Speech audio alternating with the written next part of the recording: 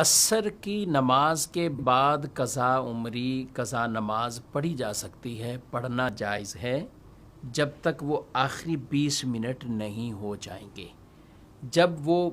کیونکہ وہ وقت مکروہ آ جائے گا۔ لیکن عصر کی نماز اگر آپ نے پڑھ لی تو قضا عمری اس وقت کر سکتے ہیں۔ یا ایک مشورہ عرض ہے کہ بہت سے لوگ اگر اس وقت پڑھیں گے تو لوگ ان سے پوچھیں گے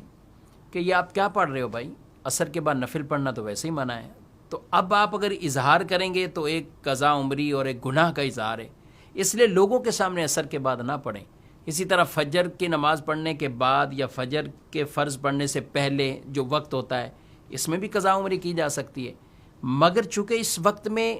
نفل پڑھنا منع ہوتے ہیں تو لوگ سوال کر سکتے ہیں آپ سے، تو ایسے مواقع پر آپ تنہائی میں اپنی یہ قضا عمری پڑھ سکتے ہیں اور لوگوں کے سامنے وہ نہ کریں۔